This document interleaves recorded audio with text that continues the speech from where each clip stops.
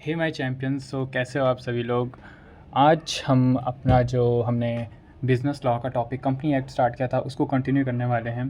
तो last time मैंने आपको बताया था आई गेस सेक्शन 8 कंपनी, मैंने आपका वो टॉपिक क्लियर कर दिया था।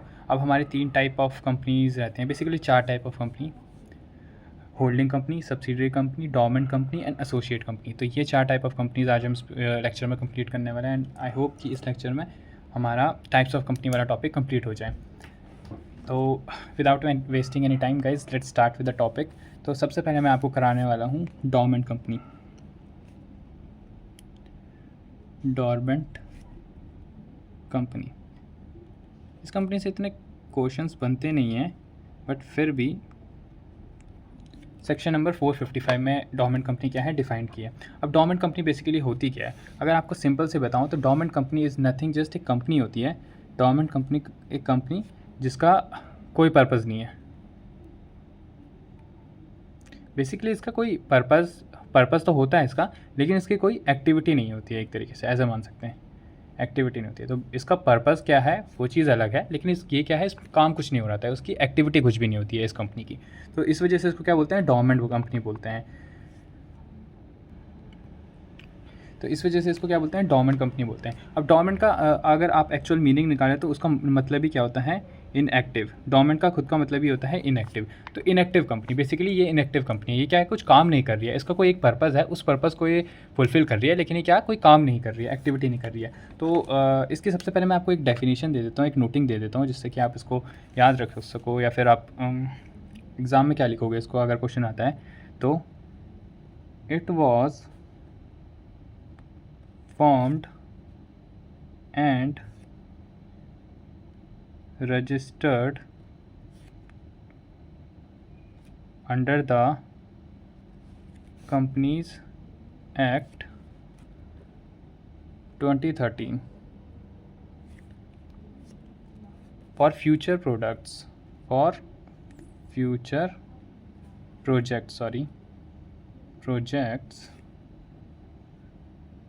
to hold an asset or intellectual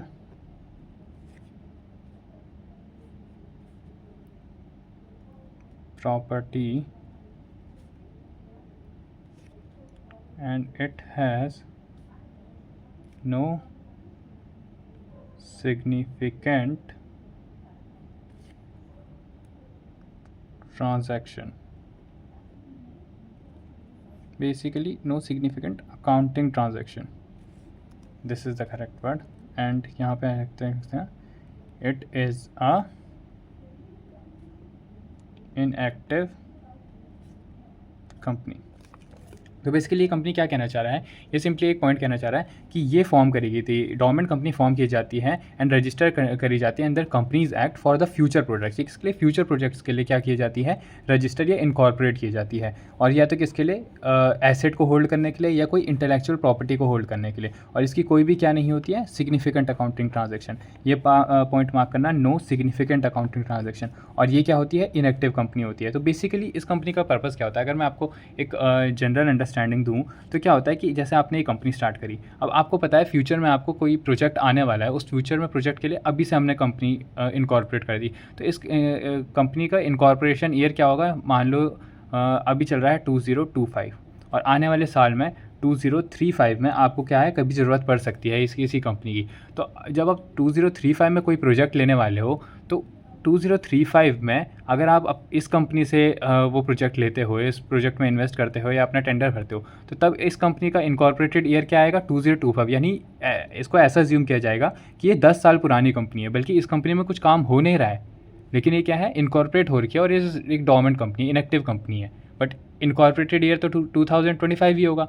इस वजह से फ्यूचर प्रोजेक्ट्स के लिए क्या किया जाता है, इसको इनकॉर्पोरेट किया जाता है कि अब 2035 में कोई प्रोजेक्ट आएगा, पहले से एंटिसिपेट कर लिया, तो उसके लिए क्या है कि अभी से कंपनी इनकॉर्पोरेट कर दी। और कोई एसेट को होल्ड करने के लिए, सपोज़ इस कंपनी के नाम पे एक पीस ऑफ लैंड है, तो पीस ऑफ लैंड क्या है, इस कंपनी के नाम पे है, तो एज अ एसेट होल्ड करने के लिए हम क्या कर सकते हैं, इस कंपनी को इनकॉर्पोरेट कर सकते हैं। इस कंपनी की क्या नहीं होती है, नो सिग्निफिकेंट अकाउंटिंग ट्रांजैक्शन। इस कंपनी की क्या नहीं होती है, अकाउंटिंग ट्रांजैक्शन नहीं होती है।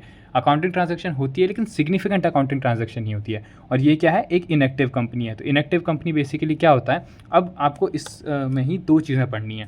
तो subsequent no significant accounting transaction और इनएक्टिव कंपनी, आपको ये दो पॉइंट्स पढ़ना है, एक ये और एक ये दो। तो इनके अंदर कुछ सब पॉइंट्स हैं, उस चीज़ को पढ़ते हैं। सबसे पहले पढ़ते हैं कि इनएक्टिव कंपनी क्या होता है।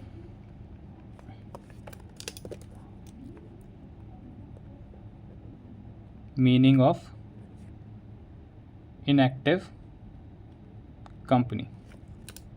तो इनएक्टिव कंपनी को तीन पार्ट्स में हम इसको ऐसे ऐसे क्लासिफाई कर देते हैं। अब क्या है inactive company, basically company not carrying any business और operations. Okay guys, company has not made any significant accounting transaction during last 2 years. And last point is company has not filed financial statement, ये financial statement लिखा है FS, financial statement and annual returns during last 2 financial year, या फिर यहाँ पे भी आप क्या लिख सकते, टू लास्ट 2 फाइनेंशियल ईयर। ठीक है गाइस, अब ये चीज़ क्या कहना चाह रहा है, तो इनएक्टिव कंपनी बेसिकली क्या होती है, मैंने आपको बताया ना, इस पूरी डेफिनेशन में दो चीज़ें इंपॉर्टेंट है, एक सिग्निफिकेंट अकाउंटिंग ट्रांजैक्शन और एक इनएक्टिव कंपनी। तो यही दो हमें पढ़ना है। एक इनएक्टिव कंपनी क्या होती है, तो इनएक्टिव कंपनी अगर 3 कंडीशंस फुलफिल हो रही है तो वो इनएक्टिव कंपनी होती है। तो सबसे पहली कंडीशन क्या है कि company not carrying any business और ऑपरेशन, कंपनी कोई भी बिजनेस और ऑपरेशन नहीं कर रही है, तो उसको क्या कर दिया जाएगा, इनएक्टिव कंपनी मान लिया जाएगा। अगर कंपनी की कोई सिग्निफिकेंट अकाउंटिंग ट्रांजैक्शन नहीं है पिछले 2 सालों से, पिछले 2 फाइनेंशियल, लास्ट 2 फाइनेंशियल ईयर से। अब सिग्निफिकेंट अकाउंटिंग ट्रांजैक्शन क्या होता है वो हम आगे पढ़ेंगे अभी, लेकिन किसी भी कंपनी की अगर ये नहीं होती है पिछले 2 सालों से, फाइनेंशियल ईयर से, तो वो भी क्या हो जाती है, इनएक्टिव कंपनी हो जाती है। और if a company has not filed financial statement और एनुअल रिटर्न्स, बेसिकली क्या होता है, एक हर कंपनी को लास्ट में उसकी फाइनेंशियल स्टेटमेंट में क्या आता है आपको पता होगा, P&L अकाउंट आता है, बैलेंस शीट आती है, CFS आता है, आपका कैश फ्लो स्टेटमेंट्स आता है, और एक आता है हमारा equity, change on equity, COE मान कर सकते हैं, मतलब इक्विटी में क्या, कैपिटल में क्या चेंज आया, वो एक स्टेटमेंट होती है, स्टेटमेंट ऑफ इक्विटी बोलते हैं उसको, आई एम सॉरी,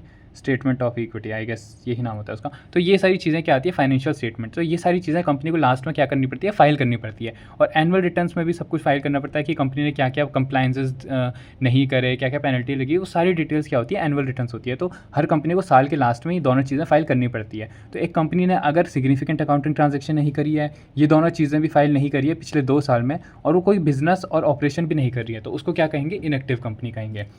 अब हम पढ़ते हैं कि एक सिग्निफिकेंट अकाउंटिंग ट्रांजैक्शन क्या होता है।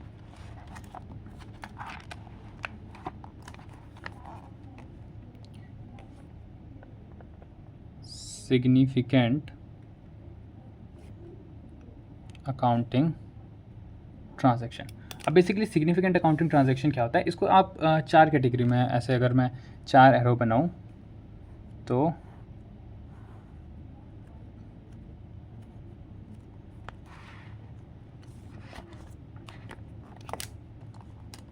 सबसे पहला क्या है,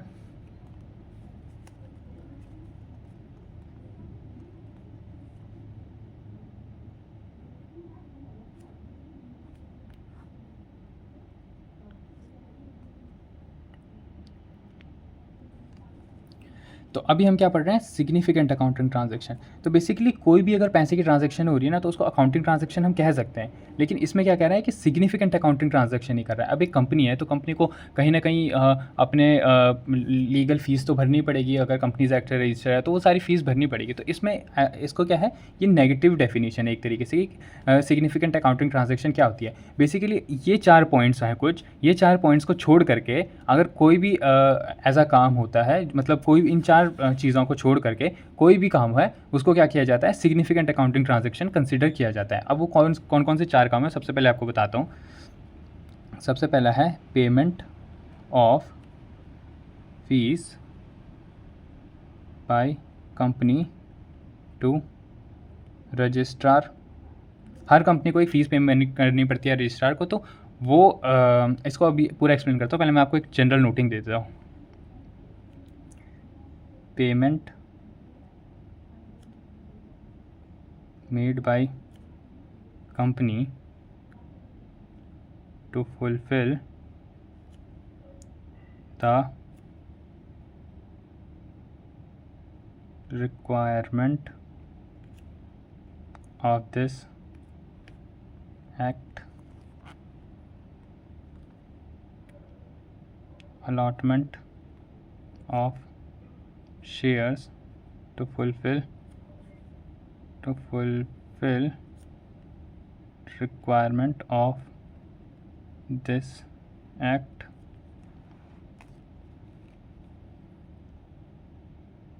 payment for maintenance of its office and records। तो बेसिकली ये चीज़ क्या है, मैं आपको थोड़ा सा एक्सप्लेन कर देता हूँ इसको। Payment of fees by the company to registrar. तो अब कंपनी क्या है, फीस पेमेंट करती है रजिस्ट्रार को, ठीक है ना, for services provided by the registrar के सर्विसेज के लिए, या फिर ये लीगल फीस होती है जो हर कंपनी को करना पड़ता है। जैसे आपको पता है कि कोई भी गवर्नमेंट काम कर रहा है कुछ, तो एक मिनिमल फीस होती ही है। तो उस चीज़ के लिए क्या है, कंपनी की जो भी पेमेंट होती है रजिस्ट्रार को, उस काम को छोड़ करके, और payment made by company to fulfil requirement of this act. अब कंपनी के अंदर वो रजिस्टर हो रहा है, कंपनीज एक्ट के अंदर रजिस्टर हो रहा है, तो उसको कुछ ना कुछ फॉर्म्स भरने पड़ेंगे, कुछ फॉर्म्स की फीस होगी या कुछ भी ऐसी चीज़ होती है, तो उसकी जो पेमेंट है उसको छोड़ करके, allotment of shares to fulfil requirement of this act, shares को अलॉट किया है, ठीक है ना। तो उसमें क्या है, शेयर्स अलॉटमेंट में, जैसे कंपनी है तो कंपनी के शेयर्स अलॉट किए होंगे, ऑब्वियस सी बात है। तो उस अलॉटमेंट को फुलफ़िल कर रहे हैं, जो अलॉटमेंट के शेयर्स के अलॉटमेंट का पैसा रिसीव हो रहा होगा, उस चीज़ के लिए भी क्या हो जाता है, कंपनी का क्या हो जाता है, उसको भी सिग्निफिकेंट अकाउंटिंग ट्रांजैक्शन नहीं कंसिडर किया जाता है। And payment for maintenance of its office and records, office और रिकॉर्ड्स को मेंटेन करने के लिए जो पेमेंट की जाती है उसको भी छोड़ करके, ये क्या है, इन 4 कामों को छोड़ करके क्या हो जाता है, बाकी सारे काम क्या होते हैं, सिग्निफिकेंट अकाउंटिंग ट्रांजैक्शन होते हैं। तो बेसिकली हमने इस डेफिनेशन में क्या पढ़ा कि डोरमेंट कंपनी क्या होती है। एक डोरमेंट कंपनी होती है जो कि एक इनएक्टिव कंपनी होती है, और वो क्या, कोई भी सिग्निफिकेंट अकाउंटिंग ट्रांजैक्शन नहीं कर रही होती है। तो बेसिकली क्या है कि एक इनएक्टिव कंपनी क्या होता है, अब मैंने आपको बताया इनएक्टिव कंपनी क्या है, कि एक कंपनी जो बिजनेस और ऑपरेशंस नहीं कर रही है, और उसने क्या है, अपनी कोई भी सिग्निफिकेंट अकाउंटिंग ट्रांजैक्शन नहीं करी है लास्ट 2 ईयर्स में, और उसने कोई फाइनेंशियल स्टेटमेंट और एनुअल रिटर्न भी फाइल नहीं करे, तो वो क्या हो जाएगी, इनएक्टिव कंपनी हो जाएगी। अब क्वेश्चन आता है कि सिग्निफिकेंट अकाउंटिंग ट्रांजैक्शन क्या होती है। तो सिग्निफिकेंट अकाउंटिंग ट्रांजैक्शन बेसिकली क्या होती है, कोई भी ट्रांजैक्शन इन 4 कामों को छोड़ करके कोई भी ट्रांजैक्शन को क्या कहते हैं, सिग्निफिकेंट अकाउंटिंग ट्रांजैक्शन। मतलब अगर कंपनी ये 4 काम कर रही है तब तक तो ठीक है, लेकिन इन 4 कामों को छोड़ करके जिसमें कहीं भी पैसा इन्वॉल्व हो रहा है, कोई भी अकाउंटिंग ट्रांजैक्शन कर रही है, तो उसको क्या बोल दिया जाएगा, सिग्निफिकेंट अकाउंटिंग ट्रांजैक्शन। और फिर वो क्या हो जाएगी, डोरमेंट कंपनी की डेफिनेशन से बाहर हो जाएगी। क्यों? क्योंकि उसने सिग्निफिकेंट अकाउंटिंग ट्रांजैक्शन कर दी। तो डोरमेंट कंपनी बनने के लिए 2 रिक्वायरमेंट है। पहली रिक्वायरमेंट क्या है कि वो क्या होनी चाहिए, इनएक्टिव कंपनी होनी चाहिए। इनएक्टिव कंपनी बेसिकली ये होती है जो ये 3 काम कर रही है। और सेकंड क्या है कि वो सेकंड कंडीशन है डोरमेंट कंपनी बनने के लिए कि कोई भी सिग्निफिकेंट अकाउंटिंग ट्रांजैक्शन नहीं करनी चाहिए। अब आपसे पूछूंगा सिग्निफिकेंट अकाउंटिंग ट्रांजैक्शन क्या है, तो significant accounting transaction is nothing just ये 4 काम छोड़ करके। ओके गाइस, अगर आप चाहते हो इसका मैं एक एक्रोनिम आपको बना करके दे दूँ, लाइक ये आपको याद हो जाए, ये 3 चीज़ें याद हो जाए, तो उसके लिए आप मेरे को आप कमेंट सेक्शन में बता देना, मैं आपको कमेंट में वो चीज़ बना करके दे दूँगा। फिलहाल हम मूव करते हैं नेक्स्ट टाइप ऑफ कंपनी में, जो कि है होल्डिंग सब्सिडरी कंपनी।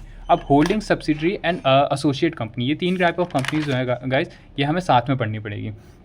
तो चलते हैं उस कंपनी पे। यस गाइस, तो हम चलते हैं होल्डिंग कंपनी की तरफ। सबसे पहले holding and subsidiary subsidiary company. तो आपको मैं सबसे पहले बताता हूँ होल्डिंग कंपनी की डेफिनेशन। ये मैं आपकी मॉड्यूल से करवा रहा हूँ एंड मॉड्यूल से ही आपकी डेफिनेशन जो है मैं वो कॉपी पेस्ट करके बता रहा हूँ आपको। तो इसको मैं एक्सप्लेन भी करूँगा और मॉड्यूल का फॉर्म वो है टेक्स्ट है, तो फिर आपको कहीं ना कहीं एग्ज़ाम में भी इसमें क्या होगी, हेल्प मिलेगी। वैसे सारे नोट्स जो मैंने आपको प्रिपेयर करके बताए हैं ये सारे क्या है आपके मॉड्यूल से ही कहीं ना कहीं लैंग्वेज उठाई गई है और मैंने उसको सिंप्लीफाइड फॉर्म में दिया है, तो आप उसको भी इन नोट्स को भी फॉलो कर सकते हो। अब होल्डिंग कंपनी की मैं पहले आपको नोटिंग दे देता हूँ, फिर आपको मैं एक्सप्लेन करूँगा क्या होता है। A company is a holding company in relation to one or more other companies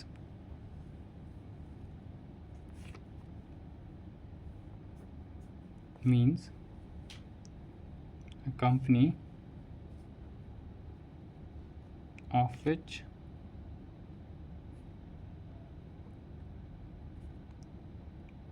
companies are subsidiary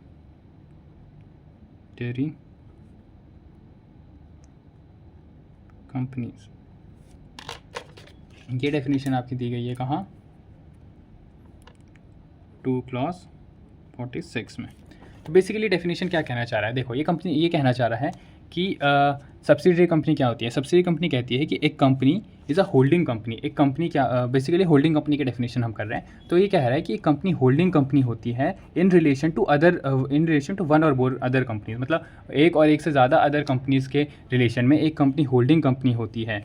अब कब होती है, इसका मतलब क्या है, means a company which such companies are subsidiary company. Basically ये कहना चाह रहा है कि एक कंपनी है वो अदर कंपनीज़ की होल्डिंग कंपनी होती है तब जब अदर कंपनीज़ क्या है इसकी सब्सिडियरी कंपनीज़ होती हैं। अब ये बहुत ही वही वाली लैंग्वेज हो गई कि मैं बोलूँ तो स्काई क्या है तो बोलेगा आसमान, और मैं बोलूँ आसमान क्या है तो बोलेगा स्काई। तो ये वैसी वाली डेफिनेशन है कि एक होल्डिंग कंपनी मतलब कि होल्डिंग कंपनी एक होल्डिंग कंपनी होती है इन relation to one or more other companies. और इसका मतलब क्या है कि अगर वो अदर कंपनीज़ क्या हैं, if other such companies are subsidiary companies. ये होल्डिंग कंपनी होगी जब ये अदर कंपनीज़ क्या हैं, सब्सिडियरी कंपनीज़ होगी। तो इसके लिए हमें सबसे पहले अंडरस्टैंड करना पड़ेगा कि सब्सिडियरी कंपनी क्या है। तो बेसिकली होल्डिंग कंपनी की डेफिनेशन यही है कि a company is a holding company in relation to one or more other companies. ये कह रहा है कि एक होल्डिंग कंपनी होगी, एक कंपनी होल्डिंग कंपनी होगी इन relation to one or more other companies. मतलब एक कंपनी होल्डिंग कंपनी होगी अदर कंपनीज़ की। इसका मतलब ये है कि अगर वो अदर कंपनीज़ क्या होंगी, विच सच कंपनीज आर सब्सिडी, अगर वो अदर कंपनीज क्या होंगी, सब्सिडी कंपनीज होगी। यू गेटिंग इट, मैं क्या कहना चाह रहा हूँ कि एक कंपनी होल्डिंग कंपनी होगी तब जब ये अदर कंपनीज क्या होंगी, सब्सिडरी कंपनीज होगी। तो अब हमें ये अंडरस्टैंड करना पड़ेगा कि होल्डिंग कंपनी होने के लिए अदर कंपनीज का सब्सिडी कंपनी होना जरूरी है। अब सब्सिडी कंपनी क्या होती है उसकी डेफिनेशन पे चलते हैं। तो सब्सिडी कंपनी से अंडरस्टैंड करते हैं, फिर इसको कलेक्टिवली पढ़ेंगे एक बार। इसको इतने रहने देते हैं, दोनों को साथ में पढ़ेंगे। तो सेक्शन 2 क्लॉज 87 में क्या है, सब्सिडियरी कंपनीज डिफाइंड है। सब्सिडियरी कंपनी डिफाइंड है। अब सब्सिडियरी कंपनी क्या है मैं बताता हूँ आपको।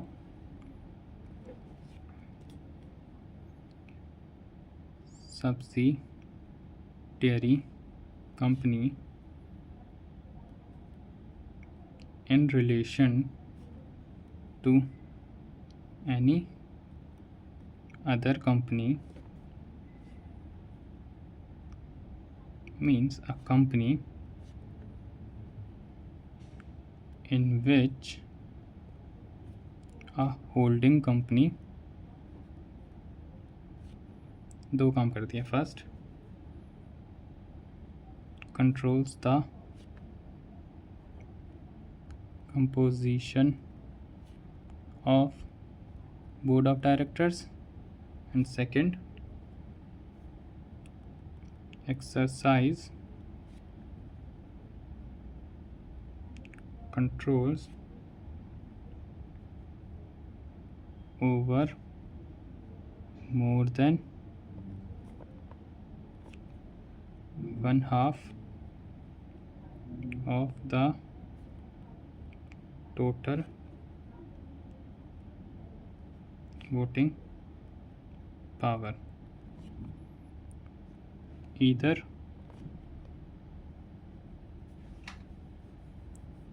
on its own or together with one or more of its subsidiary companies. Basically ये डेफिनेशन क्या कहना चाह रहा है, अब देखो सब्सिडी कंपनी मतलब क्या होता है, मैंने आपको बताया कि होल्डिंग कंपनी क्या होती है। एक होल्डिंग कंपनी होगी अदर कंपनीज़ के रिलेशन में, अगर वो अदर कंपनीज़ क्या होंगी, सब्सिडी कंपनीज होंगी। अब सब्सिडी कंपनी क्या कहती है, एक subsidy company in relation to any other company, एक सब्सिडी कंपनी किसी भी अदर कंपनी के रिलेशन में सब्सिडी कंपनी होगी अगर कि इन विच जिसमें कि एक होल्डिंग कंपनी क्या कर रही होगी, एक कंपनी दूसरी कंपनी में अगर दो चीज़ें कर रही होगी तो उसको क्या बोल देंगे कि जिस मतलब एक होल्डिंग कंपनी, बेसिकली अगर आपको उसको डायग्राम के साथ बताऊं तो अगर ये एक कंपनी है और ये एक कंपनी है, तो अगर ये एच कंपनी है और ये एस कंपनी है, तो इस कंपनी को हम होल्डिंग कंपनी तब कहेंगे अगर ये इस एस कंपनी में दो चीज़ें कर रही हो, ठीक है ना। दो चीज़ें बेसिकली ज़रूरी नहीं है कि दो चीज़, दोनों में से कोई भी एक चीज़ कर रही हो, एक कंडीशन भी फुलफिल कर दी तो क्या है कि ये होल्डिंग कंपनी बन जाएगी। अब बेसिकली इसको हमने ऐसे पढ़ा है कि सब्सिडी कंपनी तब होगी जब उस कंपनी के साथ दो चीज़ें हो रही होंगी, दो में से कोई एक चीज़ हो रही होगी। बेसिकली क्या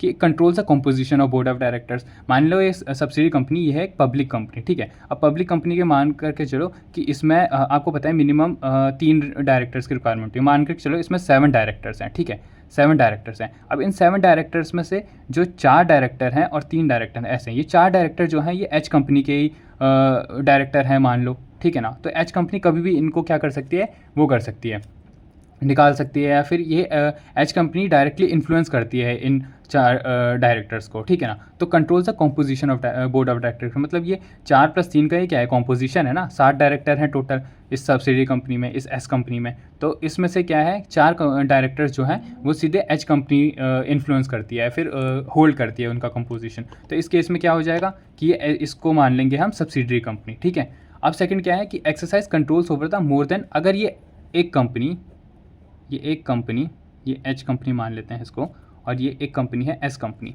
तो फर्स्ट केस ये होता है कि कंपोजिशन ऑफ डायरेक्टर, और सेकंड केस क्या होता है कि ये एच कंपनी एस कंपनी में क्या कर रही है, एक सेकंड का इसे फ्रेम में नहीं आ रहा है, मैं get this into the frame. ये एच कंपनी एस कंपनी में क्या है 51% तक की, मिनिमम 51% है। ये क्या कह रहा है 1/2 कह रहा है, 1/2 of the total voting power.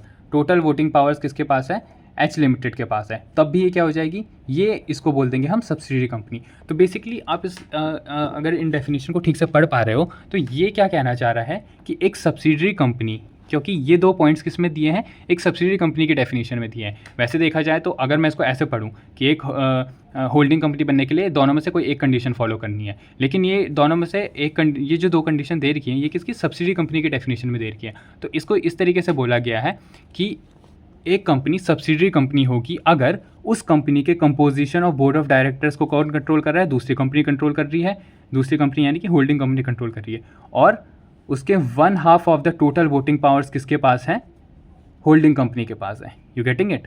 अब क्या है कि जैसे मैंने आपको इसका एग्जांपल दिया कि ये एच कंपनी है और ये एस कंपनी है, तो एच कंपनी क्या है 51% वोटिंग पावर्स लेकर के बैठी हुई है इसके, तो ये क्या हो जाएगी, होल्डिंग कंपनी हो जाएगी, ये सब्सिडरी कंपनी हो जाएगी। अब ये तो ऐसा है कि डायरेक्ट इसके पास है। अब सपोज करो कि एच कंपनी है, इसकी 2 सब्सिडरी कंपनीज हैं, ठीक है गाइस, ये है पी और ये है क्यू, ठीक है। तो ये P और ये Q कितना है, Q होल्ड करता है 10%, P होल्ड करता है 20%, और बचा हुआ ये H होल्ड करता है 20%। तो अब ये देखा तो A की 2 सब्सिडरी कंपनीज हैं, यू गेटिंग इट, A की 2 सब्सिडरी कंपनीज हैं P और Q, और ये P और Q मिल करके क्या इसमें होल्ड करते हैं 10% और 20%, और एच अपने आप में कितना होल्ड करता है 20%। तो जस्ट बिकॉज एच की ये 2 सब्सिडरी कंपनीज़ हैं तो इनका टोटल होल्डिंग देखा जाएगा, कंबाइन करके देखा जाएगा। तो एच लिमिटेड की टोटल होल्डिंग कितनी हो जाएगी 20 प्लस ये वाली 10 प्लस ये वाली 20, तो टोटल कितनी होगी 50% हो गई। तो इसका मतलब क्या है कि एच लिमिटेड जो हो जाएगा वो ये एस लिमिटेड की क्या हो जाएगी, होल्डिंग कंपनी हो जाएगी। यू गेटिंग इट कि यहाँ पे लिखा हुआ है देखो, ईदर ऑन इट्स ओन, यानी एच लिमिटेड या तो अपने आप में सारे 1/2 शेयर्स एक्वायर कर ले, और या तो फिर क्या है together with one or more of it subsidiary companies, या तो वो अपने आप में सारे शेयर होल्ड कर दे 50% के, या तो वो अपनी सब्सिडरीज के साथ मिलकर के क्या कर दे 51% तक की 1/2 ऑफ द वोटिंग पावर्स को क्या कर ले, कंट्रोल कर ले, एक्सरसाइज कर ले। तो तब क्या हो जाएगा, सब्सिडरी कंपनी बन जाएगी। अब मैं आपको 1-2 केसेस करवा देता हूँ जहाँ पे क्या हो जाएगा कि आप होल्डिंग और सब्सिडरी कंपनी को आइडेंटिफाई कर पाओगे और अच्छे से, और इसी से कहीं ना कहीं आपकी केस स्टडी भी बनती है मतलब क्वेश्चन में, तो आप आगे जा करके कन्फ्यूज़ नहीं होगे। इसमें जैसे केस नंबर 1 आता है,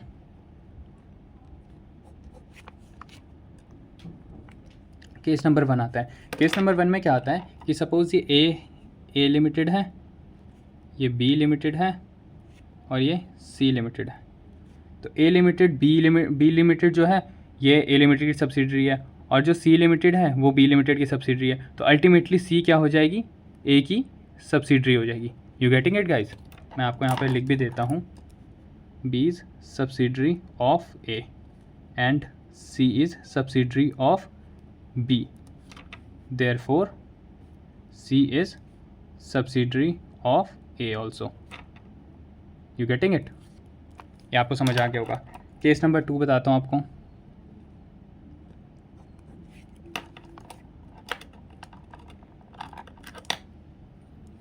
ये ए लिमिटेड है, ये बी लिमिटेड है और ये सी लिमिटेड है। ए लिमिटेड बी लिमिटेड ये 10% होल्ड करता है, ये 40% होल्ड करता है, और B limited is subsidiary of A limited. तो कंक्लूजन क्या निकला, therefore C is subsidiary of A. कैसे कंक्लूजन निकला आप ध्यान से देखो, तो जो बी कंपनी है वो ए की सब्सिडरी है, और बी और ए दोनों मिलाकर के कितना होल्ड करते हैं, 50% होल्ड कर रहे हैं। तो देयरफॉर क्या हो जाएगा, C limited is subsidiary of A हो जाएगा। सी किसका होगा, तो ए की 2 सब्सिडरी होगी, एक तो बी तो पहले से ही थी, सी भी हो जाएगी क्योंकि वो इनडायरेक्ट होल्डिंग कर रहा है, अपने आप से होल्ड नहीं कर रहा है, वो क्या है, इनडायरेक्ट होल्डिंग कर रहा है। अब सपोज इसको ऐसे लेकर के चलो, केस नंबर 3 में मान करके चलता हूँ।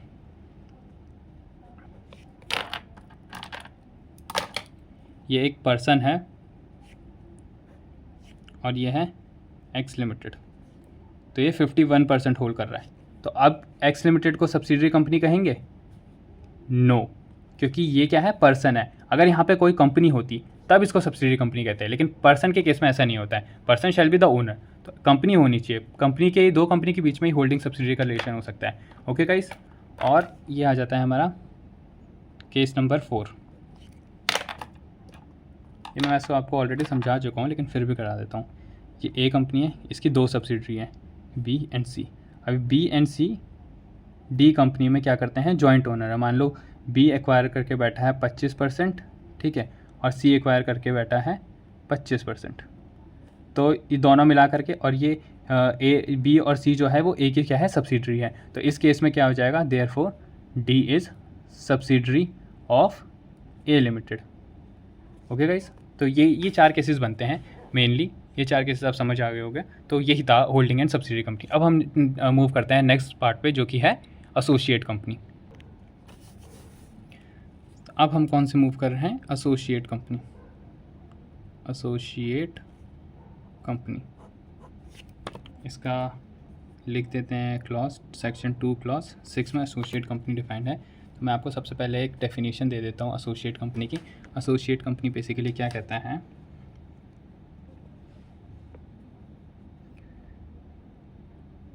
a company in which that other company has a significant influence but which is not a subsidiary company of the company having such influence and includes a joint venture। Basically क्या कहती है definition, देखो एक company मतलब क्या है। अब इसमें आपको ऐसे मान करके चलो, ये एक कंपनी है और एक के दूसरी कंपनी है, ये ए लिमिटेड है, ये बी लिमिटेड है, ठीक है। अब जो ए लिमिटेड है वो बी लिमिटेड में क्या है, कुछ होल्ड करती है, कुछ शेयर्स होल्ड करती है, उसको क्या बोलते हैं, सिग्निफिकेंट इन्फ्लुएंस होल्ड करती है। अब ये सिग्निफिकेंट इन्फ्लुएंस 20% क्या नाम होता है, मतलब अगर 20% होल्ड करती है तो बी लिमिटेड क्या हो जाएगी, एसोसिएट कंपनी हो जाएगी। अब कंडीशन क्या है, विच is not a subsidy company, तो ये बी लिमिटेड क्या है कि सब्सिडी कंपनी नहीं होनी चाहिए ए लिमिटेड की, और बी लिमिटेड सब्सिडी कंपनी नहीं होनी चाहिए ए लिमिटेड की, और ए लिमिटेड का क्या होना चाहिए, सब्सटैंशियल इंटरेस्ट होना चाहिए, सिग्निफिकेंट इन्फ्लुएंस होना चाहिए। तो 20% की होल्डिंग हो जाती है तो बी लिमिटेड को क्या कहेंगे, एसोसिएट कंपनी कहेंगे। रिमेंबर, याद रखना है चीज़ कि बी लिमिटेड जो है वो सब्सिडरी कंपनी नहीं होनी चाहिए ए लिमिटेड की।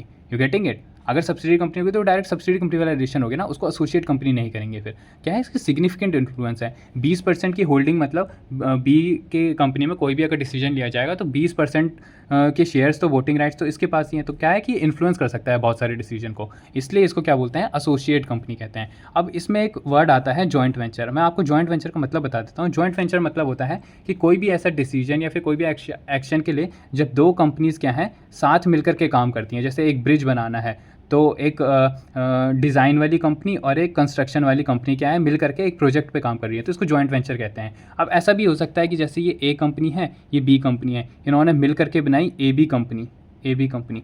तो ये ए बी कंपनी क्या है, अब ये ए है, ये बी है, तो इस ए बी कंपनी में एक काम कर लिया, एक स्पेसिफिक पर्पज़ के लिए बनाई है, स्पेसिफिक पर्पज़ के लिए बनाई है ये ए बी कंपनी। अब ए कंपनी इसमें 20% होल्ड करती है, बी कंपनी भी 20% होल्ड करती है, ठीक है। तो अब इस ए बी कंपनी को बोलेंगे कि ये ए कंपनी की एसोसिएट कंपनी है और ये A B company B company भी क्या है, एसोसिएट कंपनी है। तो एक कंपनी दो कंपनियों की एसोसिएट कंपनी होगी, तो इसको बोलते हैं जॉइंट वेंचर, क्योंकि ए और बी कंपनी ने मिलकर के ये कंपनी बनाई है फॉर स्पेसिफिक पर्पज़, तो इसको क्या बोलते हैं, जॉइंट वेंचर। तो अब जॉइंट वेंचर के केस में भी क्या हो जाता है, कभी कभार एसोसिएट कंपनी का कॉन्सेप्ट निकल जाता है। तो वो यही कहना चाह रहा है। तो अब डेफिनेशन एक बार रीड कर लो, क्या कह रहा है, ए company in which that other company has a significant influence. Associate company क्या होती है, ये बी लिमिटेड एसोसिएट कंपनी है। एसोसिएट कंपनी क्यों है, क्योंकि a company in which other company, यानी अदर कंपनी हैज़ क्या है, सिग्निफिकेंट इन्फ्लुएंस है। तो ए लिमिटेड का इसमें सिग्निफिकेंट इन्फ्लुएंस है, ठीक है ना, but which is not a subsidiary company of the company, और ये क्या है, subsidiary company of the company भी नहीं है।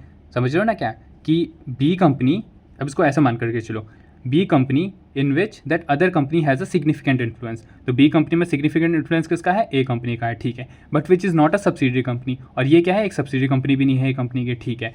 The company having such influence and includes a joint venture, तो ऐसी कंपनी जिसमें ऐसा इन्फ्लुएंस होता है, ठीक है ना, इन्फ्लुएंस किसी और कंपनी ने होल्ड किया होता है, वो कंपनी खुद में एक सब्सिडरी कंपनी नहीं होती है, उसको क्या बोलते हैं, एसोसिएट कंपनी बोलते हैं, और इसमें एक जॉइंट वेंचर भी इंक्लूड होता है। तो जॉइंट वेंचर मैं समझा दिया आपको कि जॉइंट वेंचर के केस में क्या हो सकता है, ठीक है। अब इसका एक और छोटा सा वो है फर्दर एक्सप्लेनेशन, वो आपको मैं एक्सप्लेन करता हूँ। मैं आपके लिए यहाँ पे लिख देता हूँ कि सिग्निफिकेंट इन्फ्लुएंस क्या होता है। Significant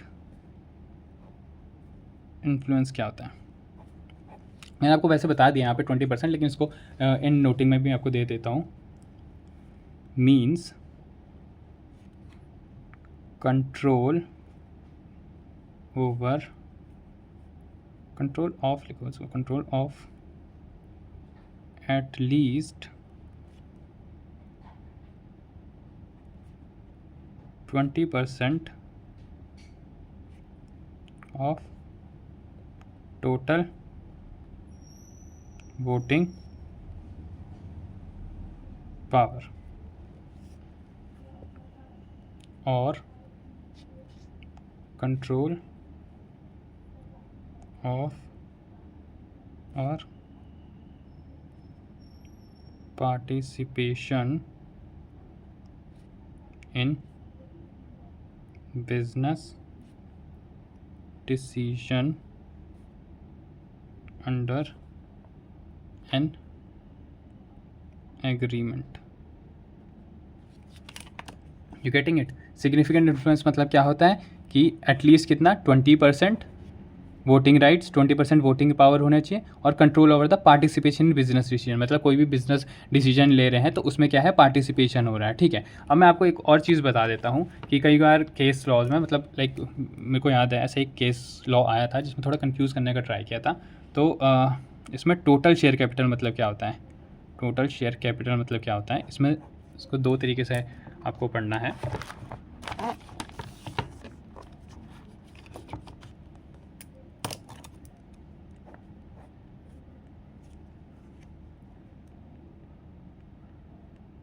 paid up equity share capital and convertible preference share capital.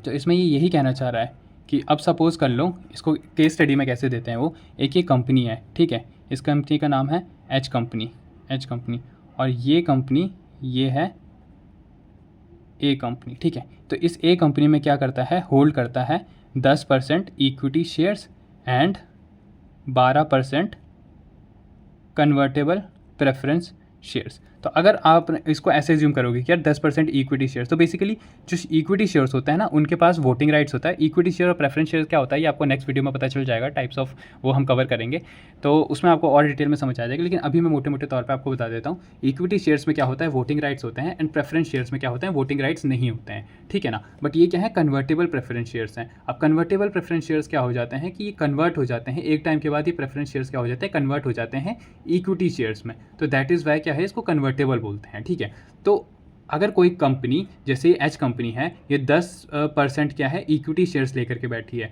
तो यानी 10% इसके पास क्या है, वोटिंग राइट्स है, और अभी क्या है, इसके पास 12% कन्वर्टेबल प्रेफरेंस शेयर्स है। तो ये कन्वर्टेबल है, यानी कि फ्यूचर में जाकर के इक्विटी बनी जाएंगे 12%। तो इस वजह से इन दोनों को टोटल देखा जाता है कि वोटिंग पावर क्या है। You getting it? लाइक अगर ऐसा मैं बोल देता कि ये कन्वर्टेबल प्रेफरेंस शेयर, जैसे ये एच कंपनी है, ठीक है, और ये कंपनी ए कंपनी में क्या है कि 10% इक्विटी शेयर्स लेके बैठी है और 20% प्रेफरेंस शेयर्स है। तो क्या है, प्रेफरेंस शेयर्स 20% है। मैंने आपको बताया ना एक जनरल अंडरस्टैंडिंग के लिए कि वोटिंग पावर्स किस में होती है, वोटिंग पावर हमेशा होती है इक्विटी शेयर्स में होती है, प्रेफरेंस शेयर्स में नहीं होती है। तो अब ये क्या है, 20% प्रेफरेंस शेयर्स है, कन्वर्टेबल प्रेफरेंस शेयर्स नहीं है। कन्वर्टेबल और प्रेफरेंस शेयर्स में नॉर्मल में क्या फ़र्क है कि कन्वर्टेबल वाले इक्विटी में कन्वर्ट हो जाते हैं, तो यही डिफरेंस है। ठीक है गाइस, तो इसको और डिटेल में आप जब आप ये वाला वीडियो देखोगे equity shares and preference shares वाला, तब और समझ जाओगे। लेकिन अभी यही मेन डिफरेंस यही है कि इसमें क्या है, वोटिंग पावर्स की बात हो रही है, इस वजह से प्रोविजन आया कि अब ये एच कंपनी, यही केस स्टडी बनती है गाइस कि एक एच कंपनी है, बोल देंगे आपको कि एच कंपनी है, वो ए कंपनी में 10% इक्विटी शेयर्स होल्ड करती है जो कि वोटिंग राइट्स रखते हैं, और 12% कन्वर्टेबल प्रेफरेंस शेयर्स होल्ड करती है। ठीक है, तो अब आप ये समझ जाना कि 12% अगर कन्वर्टेबल है, ये कन्वर्टेबल है, तो इसका मतलब क्या हो जाएगा कि इसमें भी वोटिंग राइट्स है। तो आप ये मान करके चलना कि ए कंपनी क्या हो जाएगी, एसोसिएट कंपनी हो जाएगी। लेकिन अगर वो सिर्फ बोले कि सिर्फ प्रेफरेंस शेयर्स रखती है, कन्वर्टेबल प्रेफरेंस शेयर्स नहीं है, और 10% ये है, लेकिन ये 10% है वोटिंग राइट्स, तो हमें तो कितना चाहिए, मिनिमम कितना चाहिए, 20% चाहिए। अभी हमने बात की ना, मिनिमम 20% चाहिए, है ना, वोटिंग राइट्स। तो इस वजह से इस केस में क्या हो जाएगा, ये एसोसिएट कंपनी नहीं बनेगी। अब ऐसा भी हो सकता है कई बार वो ये सारी चीज़ें दे, फिर बाद में बोल दे कि एच कंपनी ने ए कंपनी को लोन भी दे रखा है इतने लाख का, तो उस सबसे फ़र्क नहीं पड़ता, हमें सिर्फ वोटिंग राइट्स देखना है। तो वोटिंग राइट्स हमेशा किस में होते हैं, इक्विटी शेयर्स में होते हैं, एंड वोटिंग राइट्स किस में होते हैं, कन्वर्टेबल प्रेफरेंस शेयर्स में होते हैं। You getting it? तो जिस भी कंपनी के पास इन दोनों को मिला करके 20% बन रहा हो, तब क्या हो जाएगा, एसोसिएट कंपनी वाला केस लग जाएगा। I hope you got it. अगर नहीं आया तो मुझे कमेंट में बता देना, मैं नेक्स्ट वीडियो में, नेक्स्ट लेक्चर में इसको और डिटेल में करा दूंगा। तो दिस इज़ इट गाइज, हमारा टाइप्स ऑफ कंपनीज़ वाला सेक्शन कंप्लीट हो जाता है, kinds of companies. Next time मैं मॉड्यूल से भी आपको ये चीज़ एक बार गो थ्रू करवा दूंगा, तो आपको और अच्छे से समझ आ जाएगा कि दैट हम मॉड्यूल को फॉलो कर रहे हैं, and you will feel more confident about the exams. Thank you guys.